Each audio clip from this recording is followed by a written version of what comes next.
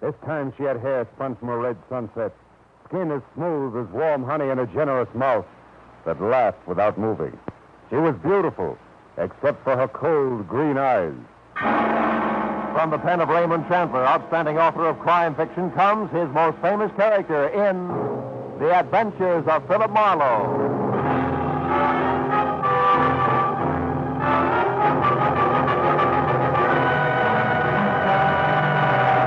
Now, with Gerald Moore, starred as Philip Marlowe, we bring you tonight's exciting story, The Green Witch.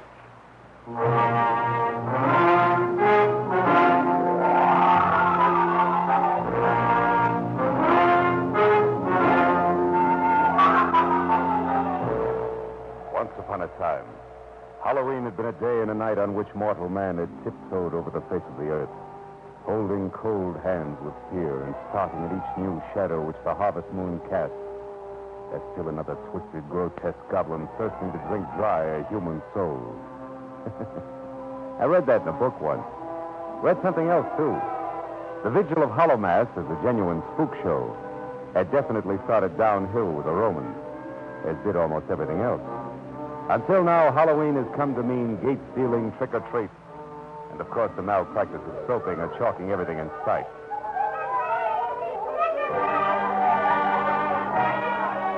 So today, unless you're really on your toes or under 12, and I'm neither, the 31st day of October, 1949, could easily have appeared as just that and no more, until a worried man named John Bishop entered my office.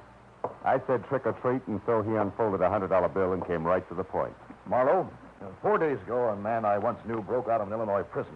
My testimony in court a year ago sent him to that prison. Now I'm afraid he's coming after me for revenge. His name is Dale Estes, and I want you to protect me from him. Is he here in L.A., Mr. Bishop? I'm not certain. However, this morning, a friend of mine told me of a man in a shabby brown tweed suit who asked about me, but wouldn't identify himself. That's all the description he could give. But here, Mr. Marlowe, here's a picture of Dale Estes. It was in last Thursday's paper. It's a prison identification picture. Well, when you change the clothes and remove the number, it doesn't leave much. No. Tell me, Mr. Bishop, what do you want me to do? I want you to locate this man Estes and keep him from killing me. Police will do that for nothing. Nothing, plus a lot of noisy publicity, and I don't want. Because in the first place, it won't help my real estate business any, and also It's somebody you'd rather not have worrying about you, maybe. Yes. Madeline Hughes, my fiancée. Please, Mr. Marlowe, will you try to find Estes at once? As soon as possible, before tonight. Why? What happens then? Our masquerade, the Pacific Palisades Country Club. It's a lonely spot out there.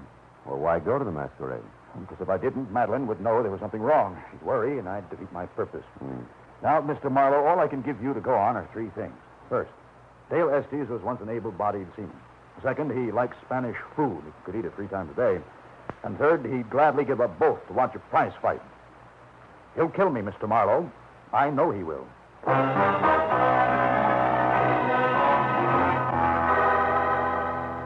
Maybe the magic of Halloween night had something to do with it. I don't know. But when I started looking for an escaped convict who might possibly be someplace in the sprawling city of Los Angeles with murder on his mind, things began to change. First, it was 10-year-old girls prancing around in their mother's high heels, lipsticks, and affectations. Then gangling boys screaming home from school via the Great Mischief route. That much was fun. Then it got dark everywhere. The kids went home and took their laughter with them. And I went looking for Dale Estes. I seemed to meet people who wore everyday faces that I was sure could be masks. People like the old lady who ran a Spanish restaurant located off a crooked alley below the street level. It started with her at the entrance to her damp, cold cave. No, senor. I did not ever see any man like that picture. But if I were you, I would look for him no further. There is death in his face, senor. I know.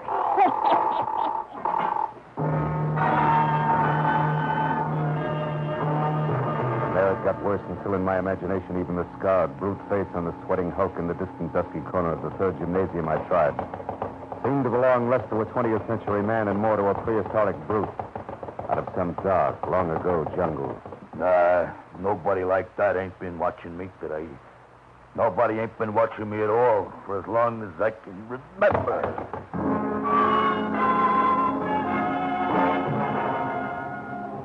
finally, after 2 hours along the Santa Monica fishing piers, 100 withered pounds of ancient mariner staring out to sea had more to say. Yes. Yes, I know Estes.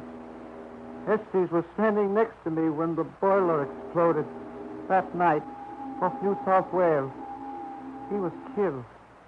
But I told the skipper all about that once already. His name was Estes, too. And so was the first mate, Dale Estes. Everybody's name is Estes.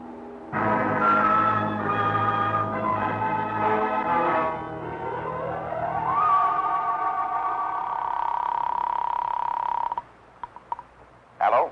Marlowe, Mr. Bishop. I haven't run across anything. Marlowe, listen, he's been seen again. Estes. What? Yes. Or at least a man in a shabby brown tweed, this time near my office.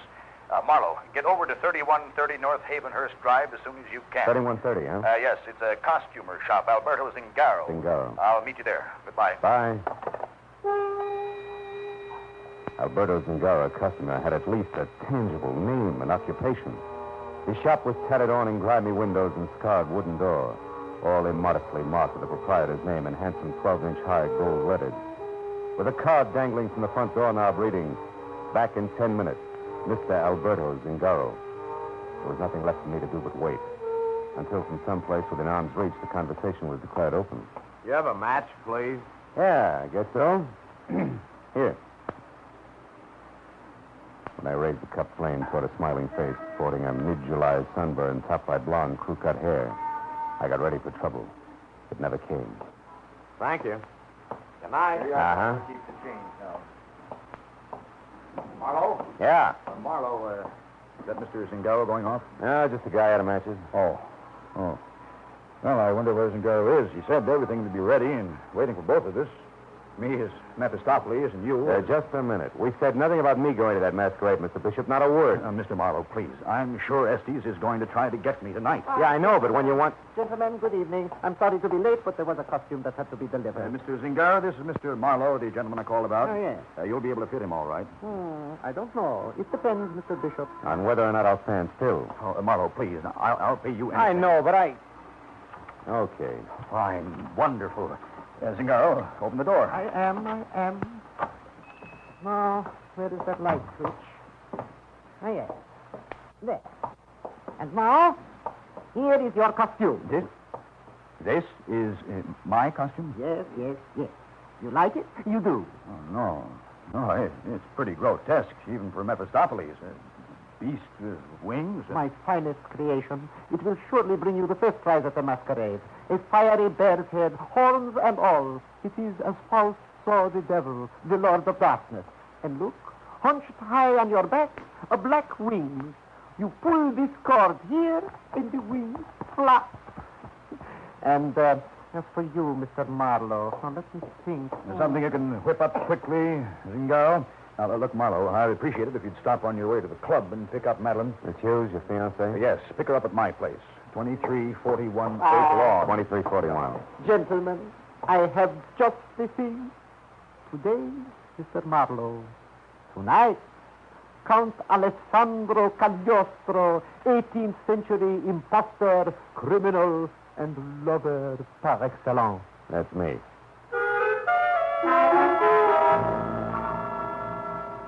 All in all, it was another hour, and I was just about rid of the afterglow of the day's goblins when I finally pulled up and parked in front of John Bishop's neat redwood and glass square and suburban Pacific Palisades.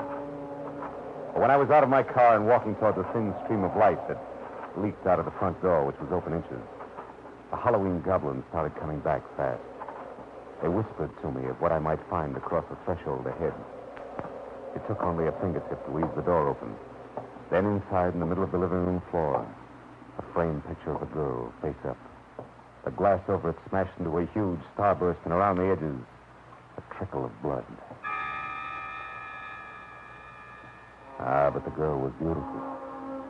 Hair spun from a red sunset. Skin as smooth as warm honey. A generous mouth that laughed without moving. Beautiful. Except for her eyes. They were green.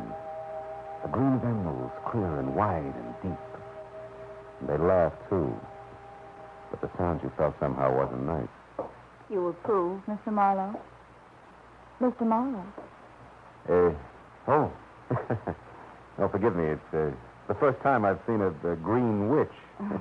Well, it's Halloween, remember? Yeah. Of course, I know I'm missing the blacked-out teeth and the bushy eyes. My picture. What happened to it? Oh, it's probably the wind. What? But if I may, Count Alessandro Cagliostro awaits your pleasure. Oh, Count Alice. Oh. Oh, that's you. Yeah, that's me. Oh, how nice. And how handsome for so bad a man. All John said was you were an old friend. Your arm, please, Count dear. The Green Witch is ready. Do we drive or fly?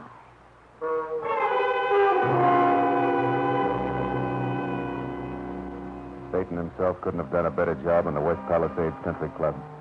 The building, which was long and pasted too close to the edge of the cliff that plummeted 200 abrupt feet to the churning sea below, was flooded in a sickly green light, while skeletons in the trees, hanging in the restless wind by their narrow necks, danced a shadowy jig to the accompaniment of the crashing surf. A long, narrow path which ran along the cliff's edge leading to the country club entrance was labeled Dead Man's Walk, and every 50 feet a life-size dummy of an infamous man perched on the balustrade and stared blindly out to sea. Somehow, you couldn't quite laugh. However, inside, life was more pleasant. The lights were brighter, the costumes 5 parts fun to each part fear, and Madeline was a little prettier than possible. And when she marched me up to a grande dame who was dressed as Marie Antoinette, but who was wide enough to have also passed for 4 of the ladies in waiting, I couldn't make my eyes let go. Oh, Mr. Marlowe! Your Excellency. As a lady of the reception committee, I welcome you to our club. I said I welcome you to our club. Excuse me. I mean, thank you. I'm sorry. I was looking for a friend, a beast with wings. Oh, that one. John's over there near the punch bowl. Has been ever since he got here. Oh. Over there, a giant-sized rum bottle for a costume. Quite appropriate, my dear. The only demon the gentleman on the inside knows is rum, believe me. And if it only... Oh, pardon me, newcomers. No wonder Marie Antoinette was executed. Look, that man in armor, the one with the hump on his back, heading for the veranda. He's early, too. Uh-huh. The gentleman's the notorious Duke of Gloucester.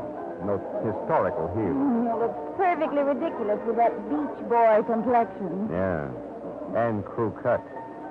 Madeline, you haven't powdered your nose yet, huh? But it doesn't need it. Oh, yes, it does. Honest, honey, besides, I need a breath of fresh air. I feel faint. All around the town. If I fall down and break my crown, I bet I'll never spill a drop. It doesn't rhyme. No. Hello. How are you? It is not. I just fell down and broke my crown. But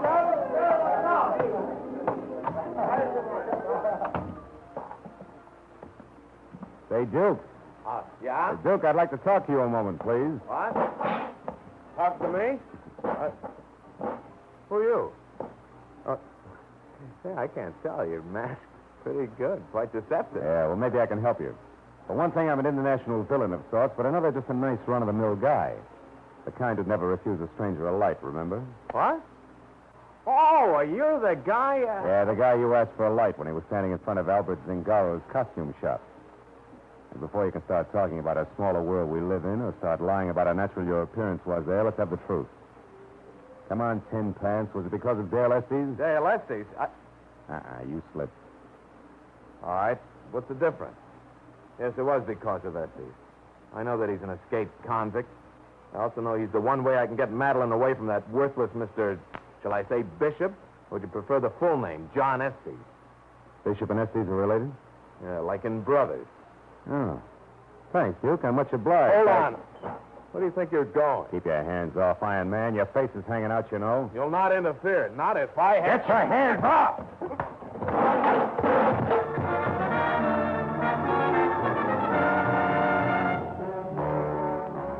When I dropped the Duke of Gloucester, his face twisted in hurt surprise, and his suit of phony armor landed on a flagstone path like a truckload of tin cans with him in the middle. He was still clanking as I left him and went back to the ballroom where I spotted my client, the beast with wings at the punch bowl again. making himself even more hideous looking by pouring punch down a slit in his neck under the long papier-mâché chin. When I got close enough to see him, he spun toward me like I'd stuck a pin in him. What? What do you want? Hey, you're getting pretty jumpy, Bishop. You better take it easy. Also, you're getting a little thick-tongued. Don't you think you're riding the punch bowl too hard? That's really none of your business, is it? Certainly is. This is my business, too. You hired me to protect you against Dale Estes. But you didn't say one word about Estes being your brother. How about it? Well, I didn't think it was necessary. How'd you find out? From your sunburned friend with the crew cut, the hunchback in armor. Oh? He's been checking up on you because he doesn't think you're worthy of Madeline. Oh, that's so. Mm-hmm. Where's Madeline now? Having a broom saddle, maybe. I don't know. Room? Oh, yeah. I better go find her. Listen, I think things are going to be all right. You can take it easier from now on. What gives you that idea, Bishop? Well, nothing's happened so far. Maybe nothing will. I'll check with you later. Don't tell you so. I simply must tell you. It's a scream. I'll bet. What's got you funny, Bone Marie? Well, Harry there, the bottle, you know, a demon rum. Uh-huh. Well, he just told me that one of our wax statues out of the terrace is bleeding. Oh, is that terrific? Yeah. Oh, it's being loaded. Wait a minute, I saw it. Now, nobody believes me, but I'll tell you anyway. It's bleeding, real blood to it, and that's too much. It's all right to have decorations, but using real blood is going too far. Well, you're going too far, Harry, with the punch as usual. You better leave it alone, or God will get you before the Now, nobody believes me. Hey, you believe me, pal. Got a wax tummy bleeding? Not really, Harry. Well, you should, because I saw it. The one way down at the end by the stairs. The one in the brown tweed suit. Bleeding real blood out of a gash in Brown his neck. tweed suit. Oh, it was dreadful. Wait a minute. Did you say brown tweed suit? Did I say brown? Yeah, brown tweed suit. Yeah, but that's nothing. The real blood is the important. Hey, you believe me? Yeah, come on. Okay, come on. It's right over there, pal. Behind those bushes over there. Come on, you see. Nobody believe me when I do. Well, where is it? Hey, it's gone somebody when I moved it on me. Oh, no. Oh, listen, it was right here, propped up against the railing. It had a hat pulled down over his face, but I could see the gash in his neck from the light there on the top of the stairs. Come on, Harry, let's get... Hey, wait a minute, Bottle. You can be right. Well, what do you mean? What's There's the blood matter? here on the rail. Look, tell me, do those stairs go all the way down to the water? Oh, yeah, but it's an awful climb, better than 200 feet. There's a little boat landing down there. My guess is there's more than that down there now, Harry boy. The bottle of rum stared at me out of the peak holes in his label until I started down. Then he insisted on following. The stairs, chopped from solid rock along a natural path that wound over the face of the cliff, were steep and rough and slick from wisps of fog that moved incessantly across them like wet, nervous fingers. But the bottle behind me was enchanted just enough to slip and skid with every step and still managed to keep his footing. Halfway down, we saw a crumpled hat, only a teaser to what we found at the bottom in the winking yellow light of the lamp on the boat landing. He had struck on his face after plunging down 200 battering feet of jagged cliff. All that was left of the man in a brown tweed suit. The rum bottle costume beside me was still intact. But the little man inside of whose liquor was wearing thin was beginning to come apart. That's real funny. Some joke on the rest of them, because that's no wax dummy there. Oh, hey, that's a real man. It was a man. I don't feel very Pull well. yourself together and give me a match. Yeah. Boy. Yeah. Fall like that can do a lot to a man's face. Hey, this guy looks familiar to me. Well, from the back here, he looks like John Bishop. He should. It's his brother. I wonder if Bishop figured things would be okay from now on. Huh? What do you... Hold it. Listen. What's the matter? I didn't Shut up, will you? I didn't hear. Yeah, somebody's coming down the stairs. Get over there out of sight and keep quiet. As I made for the foot of the stairs, I looked up in time to see a hunchback monster in armor, half hidden in the writhing yellow mist, duck back from the edge and ease himself down the stairs. It was the Duke of Gloucester again, asking for another punch on his suntan jaw. So I took the slippery steps two at a time as far as the first blind corner where I found out that he beat me to it. That evens us up, mister. Not for long, Bud. I'll trick your head off next time. I knew you meant trouble. Now I know what kind. That's enough out of you. Stand still. What? A gun? Oh, no, you don't. You killer. Sudden lunge in the dark caught me off guard, and my .38 went spinning away into the night as he turned and ran. The fog in the night, coupled with a useless 3-minute search for my gun, was all he needed. By the time I got up to the clubhouse terrace again, the Duke was gone. I was met instead by the ever-merry Marie Antoinette, only this time without giggles. What is going on out here anyway? Plenty, baby. Did you see that phony hunchback, the Duke of Gloucester? See him? Oh, I certainly did. Oh? He practically ran over me, shouting something about a phone call. Oh, when I see that brute... Where'd he go? Inside? Don't you boys know it's dangerous? Later, baby, later. Right now, I want to know... Hey, wait a minute. That bracelet there on your wrist, where'd you get it? Well, it's the band of the Ladies' Auxiliary of the West Palisades Minutemen. The what? The City Settlement Club. Look, do all members have a thing like that? Of course. It's got the club crest on it here. The ladies have bracelets, and the men... I know what the usually men wear. I just saw one. And if it means anything like I think it does, I better find Madeline Hughes, but fast. Have you seen her? Madeline? Well, now let me see. Yeah, she's the witch, the green witch. Yes. Well, the last time I saw her, she was walking down toward the fountain with that wonderfully horrible Mephistopheles. Oh, she and John Bishop are a perfect couple tonight, don't you think? But I think right now would scare you cross-eyed, sister, but thanks for the tip. I'll see you. I ran past the row of wax ghouls dotting the terrace railing and over to the gate where the flagstone path started. And I walked as fast as I could without stirring up echoes, down into the little sheltered alcove where the fountain was. There I saw them standing close together beside a pale marble bench, half hidden in the shadows. A beautiful green-eyed witch and a horned nightmare with huge, leathery wings hulking over Will her. you listen to me? Johnny Bishop, you're drunk. I've never seen you like this before. Well, I've got reasons. Dale is here in town right now. What? Yes. That means one thing. He's found out about us. He knows what we did to him. Wait a minute. I didn't lie in court about him. You did. But you didn't object when you found out. Instead, you celebrated by getting engaged to me. All right, John. Are you sorry? I played it the way I saw it. I've got me to worry about. But he went to prison with the idea that you loved him, Madeline. In fact, he was trying to get his hands on enough money to keep you happy when the cops caught him. Okay, I'm expensive. If he couldn't afford me, that's his problem. And his love, Madeline. Whose problem was that? John, what are you doing? John! I'm not John, Madeline. I've already taken care of John. I'm Dale. And you really are a witch, Madeline.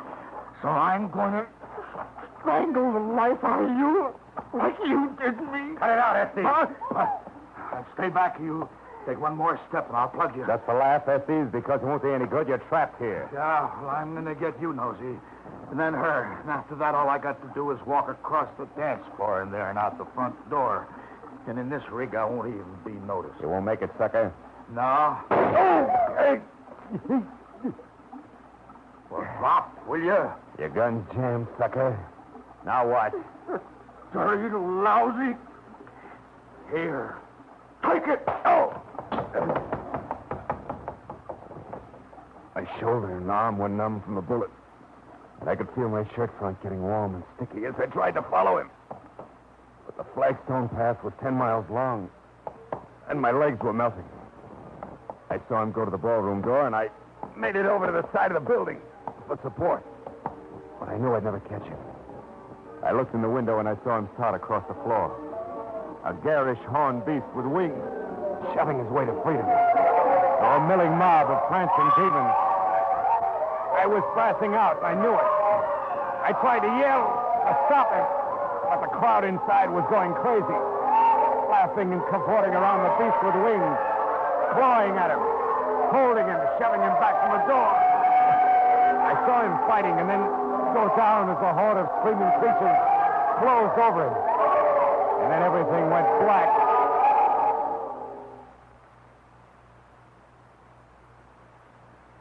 Marlowe? Marlowe? Are you awake, Marlowe? I won't stay long. I just want to thank you for saving Madeline's life. Oh, Duke of Gloucester, huh? Well, I'm really just Bruce Wiley. The doctor said... Doctor, what is this? Where am I? Santa Monica Hospital, Marlowe. You were shot, remember? 4 hours ago at the Halloween party? Oh, yeah. Dale Estes. He got away, huh? Got away? No, he didn't. I just came from police headquarters where Estes confessed. Want me to tell you about it? Yeah. As far as I'm concerned, I dreamed it. Well, Estes killed his brother, John Bishop, out in the terrace before the dance He began. traded his brown tweed suit for Bishop's Mephistopheles costume so he could move around inside. Yeah, that's right. Almost was caught there by little Harry, the rum bottle, remember? Mm-hmm. But when the coast was clear, Estes threw the body over the cliff and went in to dance in Bishop's Mephistopheles costume. Fine Madeline, yeah. Now, look, I know this already, but after he shot me, it was a cinch to escape. That's where it gets fuzzy. What happened then? Brother, as handsome a piece of irony as I've ever seen. The Mephistopheles costume that Bishop wore... Don't tell me. Yeah. won first prize. That's all. The crowd wouldn't let Estes leave until he received the award and unmasked. Oh, it's quite a scene. Police I called when I thought you were a killer showed up to take him away. Then we found you and Madeline out on the terrace and brought you here. And a happy Halloween to you, too. How's Madeline? Fine, thanks to your efforts. She's waiting outside now. I'll send her in. Huh? She's awake now, Madeline. Oh, okay. Don't wait for me, Bruce. Hello, handsome.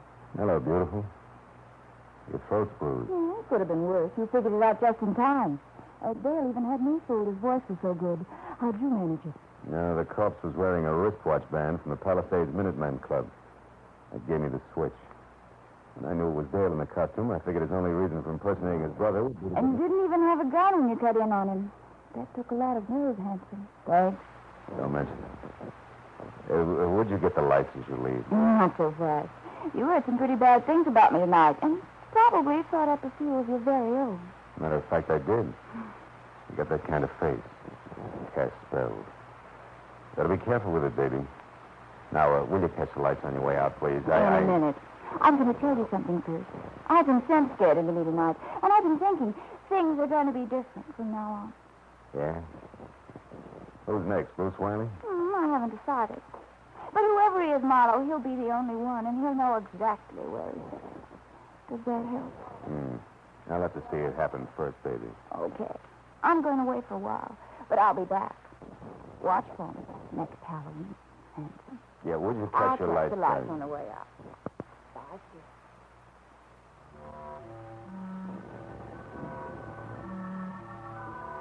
When Madeline left, sleep left with her. I got out of bed, went over to the window, and looked out. The sky and the ocean were still dark.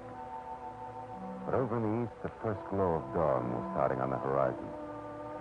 And the goblins flew screaming into the mist until next Halloween. At that moment, something moved across the fading moon. Something that looked very much like a beautiful witch, with hair red as a sunset and cold green eyes. And then I saw something else on the white sand of the beach. A discarded witch's costume in green, and beyond it, just for a moment, I thought I saw Madeline leaning against a rock and looking out to sea. I never found out if it was Madeline or not. Because then the sun came up, and she and the costume and the night were gone.